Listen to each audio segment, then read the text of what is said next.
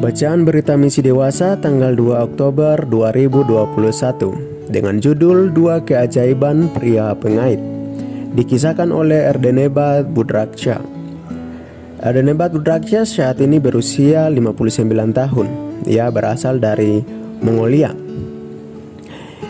Ia adalah seorang tukang kait konstruksi atau bangunan di Mongolia.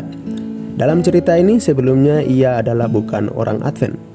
Berikut ini adalah kisahnya. Saya bekerja sebagai tukang kait pada proyek konstruksi di Mongolia. Ketika sebuah gedung apartemen sedang dibangun, mesin derek yang tinggi menggunakan pengait logam besar untuk mengangkat bahan bangunan dan mengayunkannya ke arah saya yang sedang menunggu di tembok yang tinggi. Saya yang mengambil bahan-bahan bangunan tersebut dari pengait derek itu. Suatu hari ketika saya hampir selesai melepas muatan dari kaitan itu di lantai 3 gedung yang sedang dibangun, kailnya tiba-tiba bergerak. Saya mengambil tongkat besar dan mencoba mendorong kailnya ke tempatnya. Tetapi kailnya mengayun kembali memukul saya dengan keras serta menjatuhkan saya dari dinding. Saya masih ingat waktu itu saya jatuh dari gedung lantai 3 dan membentur tanah. Kemudian saya kehilangan kesadaran. Karena tidak terdapat rumah sakit terdekat, seorang dokter pun bergegas ke lokasi konstruksi. Beberapa saat kemudian, saya bangun dan menyadari bahwa kaki saya patah dan sumsum tulang belakang saya telah terluka. Kami tidak dapat membawa Anda ke rumah sakit karena luka-luka Anda, kata dokter itu kepada saya. Pada saat itu, Mongolia belum berkembang seperti sekarang ini, dan terjadi kekurangan peralatan medis yang memadai. Dokter tidak tahu persis apa yang terjadi pada saya. Dia berkata bahwa punggung saya patah, tetapi hanya itu saja yang dia tahu. Saya terbaring lumpuh di tempat tidur selama 2 tahun. Saya tidak bisa bergerak. Pada waktu itu ada beberapa orang asing yang datang ke kota. Waktu itu saya tidak tahu bahwa mereka adalah misionaris, tetapi sekarang saya tahu bahwa mereka suka mengabarkan Injil. Saya memiliki 8 anak dan yang tertua duduk di kelas 8. Semua anak saya mengikuti pertemuan yang diadakan oleh para misionaris tersebut. Meski kami bukan orang yang beragama, saya tidak pernah melarang mereka untuk pergi. Anak-anak saya membawa orang asing itu ke rumah saya. Saat itu saya tidak mengerti apa yang terjadi, tetapi sekarang saya tahu bahwa mereka berdoa untuk saya. Karena doa mereka, saya dapat sembuh dengan cepat. Saya menjadi lebih kuat dan mulai melakukan terapi fisik. Saya meletakkan jeruji dan tali di atas tempat tidur saya dan mulai berolahraga.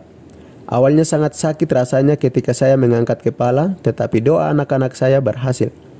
Beberapa waktu kemudian saya bisa berjalan tertati-tati dengan tongkat. Anak-anak saya pun menjadi sangat aktif di gereja Masehi Advent hari ke-7 dan suka untuk bernyanyi di sana. Saya mulai menikmati ibadah Sabat juga. Saat saya mempelajari Alkitab, hidup saya mulai berubah. Dulu saya sering minum alkohol, tetapi sekarang saya sudah berhenti. Itu adalah perubahan yang besar. Saya ingin menjadi setia kepada Tuhan. Saya dan istri saya pun dibaptis dan bergabung dengan gereja Masehi Advent hari ke-7. Beberapa tahun setelah bisa berjalan kembali, saya mulai menderita sakit di kedua kaki saya. Ketakutan pun mulai muncul. Saya khawatir saya akan menjadi lumpuh lagi. Setelah pemeriksaan kesehatan, sang dokter tampak muram. Ini harus dioperasi, tetapi akan menyebabkan risiko yang tinggi, ujarnya. Dia menjelaskan bahwa tulang belakang saya rusak dan membutuhkan perhatian medis. Keluarga saya diminta untuk menandatangani surat pernyataan pelepasan rumah sakit dari tanggung jawab apapun jika operasi tidak berjalan dengan lancar. Saya bersama istri lebih banyak berdoa. Pendeta dari gereja juga berdoa untuk saya. Menurut saya berjalan lancar karena doa-doa yang telah dilayangkan tersebut. Bahkan luka operasi saya pun sembuh dengan cepat.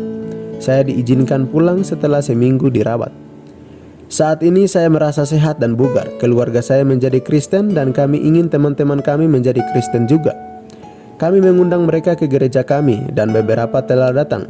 Tetapi belum ada dari teman saya yang menyerahkan hati mereka kepada Yesus.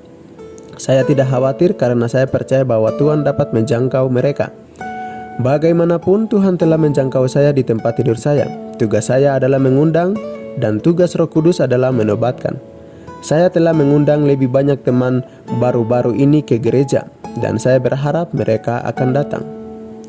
Terima kasih atas persembahan sahabat ke-13 triwulan ini yang akan membantu membuka pusat pola hidup Advent di ibu kota Mongolia, Ulaanbaatar, di mana orang dapat menerima dukungan untuk berhenti minum alkohol dan belajar membuat keputusan pola hidup penting lainnya. Tuhan memberkati.